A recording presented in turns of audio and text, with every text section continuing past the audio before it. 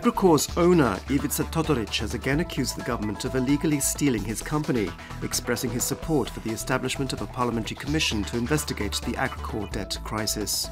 In his blog, Todoric calls on the heads of all parliamentary parties to urgently reach a consensus on this, claiming that such a commission will confirm the level of responsibility of every individual involved and prevent even more financial and political damage being done to the state. Prime Minister Andrej Plenković has rejected Todoric's allegation that he was coerced into agreeing to Lex Agrokor, arguing that this emergency legislation is fully in accordance with Croatia's constitution.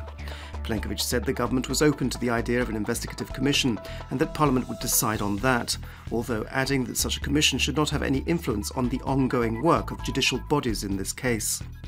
The audit of Agrokor's business affairs should be presented on Friday, at which point it should be possible to ascertain the real amount of Agrokor's debt and whether fraudulent business reports were submitted by the company.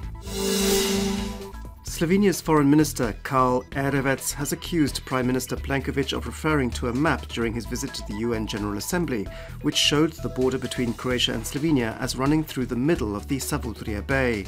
Erevec claims that this shows Croatia has no intention of respecting the border arbitration ruling, which awarded Slovenia 2/3 of that bay.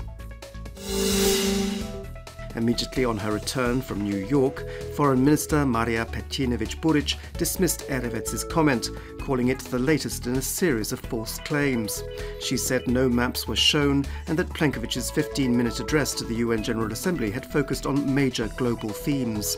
She said that it had only briefly touched on the arbitration ruling in terms of explaining Croatia's already well-known stance that the arbitration process had been irretrievably contaminated by Slovenia, and out of respect for international law, the Croatian parliament had unanimously decided to leave those proceedings in 2015. She also expressed her hope that there would be no escalation of tensions in the Savudrija Bay and that a bilateral dialogue could be re-established after Slovenia's forthcoming presidential and parliamentary elections. Sport, and in the 10th round of the Croatian Football League, title holders Rijeka were held to a 1-1 draw by Slaven Belupo on Saturday. Meanwhile, Inter Zaprešić beat Cibalja in Vinkovci 2-1. At 5 p.m. this afternoon, Zagreb's Dinamo play an away match against Istra.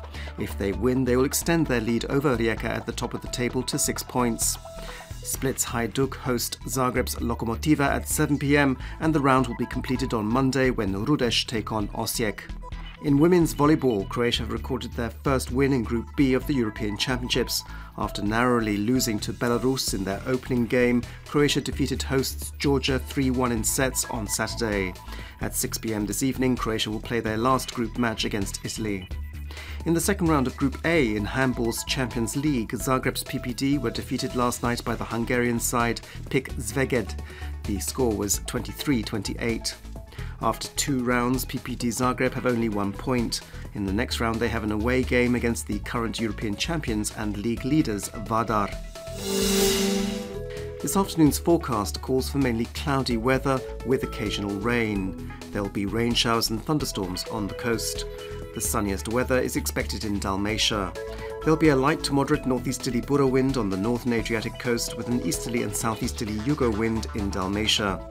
Highest daily temperatures will be between 15 and 20 degrees Celsius inland, between 19 and 23 degrees on the coast.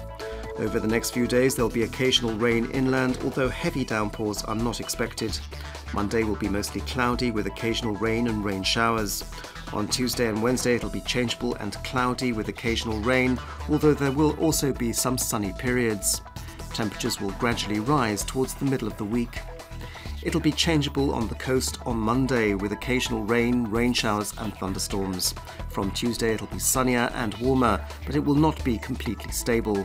There'll still be an easterly and southeasterly Yugo wind in Dalmatia on Monday, with a northeasterly Bura wind on the northern coast, which could be strong in the Velebit Channel. This will be followed by a light to moderate northeasterly Bura and northwesterly wind.